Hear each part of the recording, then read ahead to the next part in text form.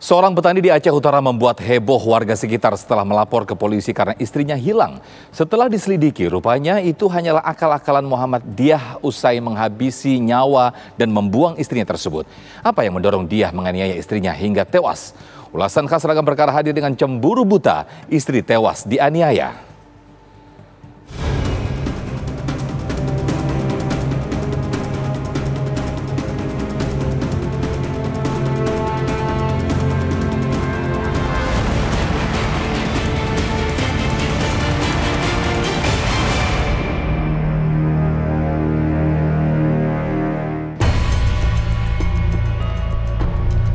Muhammad Diah sedang bersandiwara ketika membuat laporan ke polisi perihal istrinya yang hilang. Laporan itu dibuat Diah di SPKT Polres Aceh Timur, Tipe Dawa, pada 21 Januari 2022. Mendapat laporan tersebut, tim SAR bersama masyarakat dan petugas kepolisian lalu bergerak mencari korban. Tidak butuh waktu lama, mayat istri Diah bernama Radia ditemukan. Jasad Radia teronggok di aliran sungai yang berada persis di belakang rumah mereka. Jasad ini tidak mengambang ya, jadi terhimpit oleh potongan kayu bekas pohon dan juga akar-akar daun daripada bekas sawit ya. Jadi saat itu tiba-tiba adanya keanehan daripada tim SAR dan juga petugas yang di lapangan, seperti menginjak sesuatu benda yang lembek dan coba mengangkat, ternyata adalah jasad.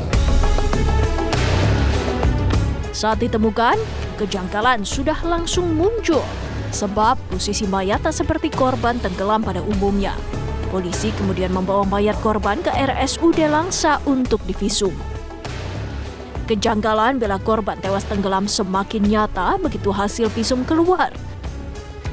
Hasil visum menunjukkan bila korban meninggal bukan karena tenggelam, melainkan pukulan benda tumpul. Jadi ada beberapa trauma tumpul ya, baik itu bagian mata, bibir, dan juga tulang iga pertama dan selangka kanan kiri.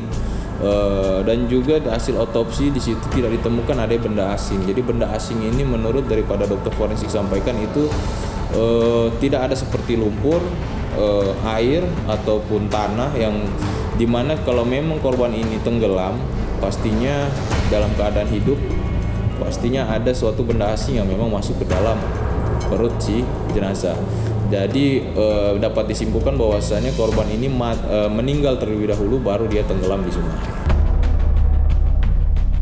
Tidak sampai di situ, kecurigaan polisi bertambah begitu memeriksa Diah, suami korban. Jawaban Diah dinilai bertele-tele. Dari situ kemudian terkuak bila korban meninggal karena dibunuh bukan tenggelam. Dalam posisi terdesak, Diah akhirnya mengaku bila dirinya lah yang menghabisi nyawa Radia, istrinya itu. Interogasi terhadap saksi-saksi baik itu keluarga dan aparatur kampung di mana berbalik statement daripada hasil pemeriksaan ini berbeda dengan si suaminya, kita menaruh kecurigaan dan kita coba dalami lebih intens kepada suami dan akhirnya suaminya mengakui bahwasannya dia yang telah melakukan suatu tindak pidana pembunuhan tersebut kepada si istrinya. Udah jatuh, pukul lagi, itu udah pukul lagi, itu udah pukul lagi, itu ya udah tunggulah sebentar, udah setengah jam belum, nggak ada pukul lagi, memang udah meninggal. Oh sudah meninggal di situ. Terus selanjutnya? Saya bawa lah ke apa sungai? Ke sungai. Bapak buang ke sungai? Iya. Diah yang mengaku kesal karena istrinya disebutkan asyik bermain telepon genggam di luar rumah hanyalah alasan belaka. Sebab di balik itu, Diah meyakini bila istrinya tersebut berselingkuh. Sedangkan beberapa saat sebelum kejadian itu, Diah ingin berbicara pada Radia. Bagaimana Bapak bisa tahu kalau istri Bapak itu selingkuh? Udah jam malam, itulah baru kita baru ketahuan bahwasanya istri Bapak itu selingkuh. Iya. Ya, Bapak ketahuannya apakah Bapak melihat dia bersama pria lain ataukah Bapak bagaimana? Main HP gitu. Karena dia main HP, Bapak anggap dia selingkuh. Oh gitu. Terus setelah Bapak tahu bahwasanya istri Bapak itu selingkuh, apa yang Bapak lakukan? Pukul lah. Bapak pukul. Kalau orangnya baik kan, sosialitas, kalau ada gotong royong ataupun acara apa-apa di kampung, ada hadir. Kita nggak timbul kecurigaan tentang orang yang memang tertutup kan, dia terbuka sama keluarga, sama warga semua. Nggak ada cekcok pun, nggak ada berita, nggak ada pelaporan itu orang itu Ribut di rumah. Ya. Cekcok rumah tangga yang berujung kekerasan hingga pembunuhan umumnya disebabkan emosi berlebihan yang tak terkontrol. Di sini perempuan disebut-sebut memiliki resiko 6 kali lebih besar untuk mengalami KDRT dibandingkan laki-laki.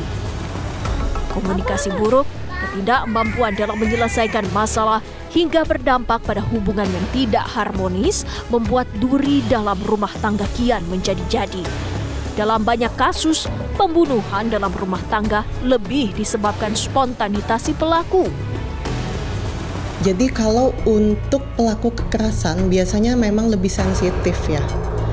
Untuk hal-hal yang bersifat sepele aja tuh bisa menjadi masalah buat dia.